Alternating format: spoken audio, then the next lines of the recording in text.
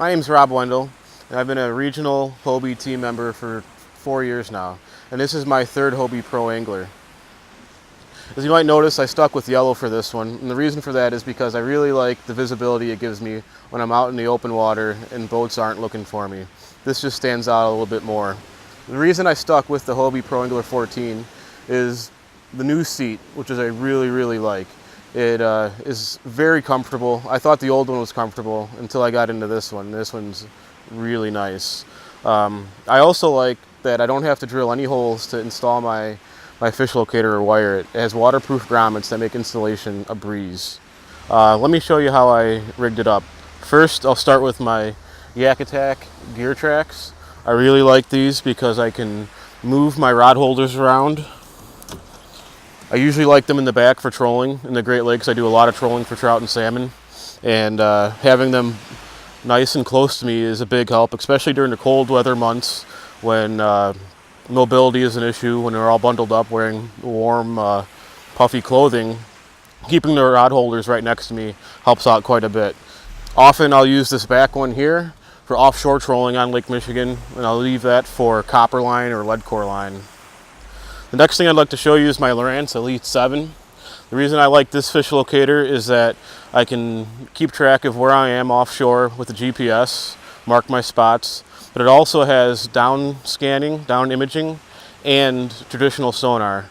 And I like having both in one transducer, which this one has. When I'm offshore fishing, I like the traditional sonar, and when I'm inshore fishing for bass or walleye, I like to use the structure scan. Another thing I like to use when I'm fishing in shallow, like shallow flats for smallmouth bass, is the Yak Attack park and pole. Anytime I'm fishing in less than 4 or 5 feet of water, I'll use the park and pole to stop myself and keep in place without putting down an anchor and spooking the fish. I live in Kenosha, Wisconsin, right on the shore of Lake Michigan, and so I do a lot of fishing for trout and salmon. Some of it happens offshore, and some of it happens in the harbors. Offshore, we like to fish for coho salmon and Chinook salmon and steelhead. And inside the harbors, we often fish for brown trout and steelhead again. When we're fishing offshore, we use devices like planer boards, torpedo divers, and dipsy divers to get our lines deep enough to where the fish are. We often have to go miles offshore, up to 4 or 5 miles offshore, and fish 30 to 40 feet down while maintaining speeds of 3 miles an hour. The reason I like kayak fishing for salmon so much is that you're down and one with the fish. Where traditional salmon fishing is done in big boats, you really don't get to fight the fish down and personal.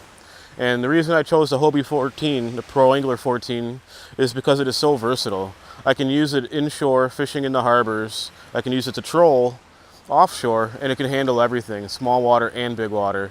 And it allows me to bring a lot of tackle with me. When I'm harbor fishing, I don't know if I'm going to be casting, jigging, trolling. I could do all of those things in one day.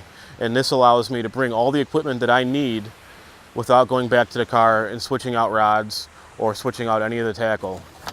And here in the Great Lakes, when we catch salmon, we like to keep it. And this will keep a whole limit of salmon on ice without any problems.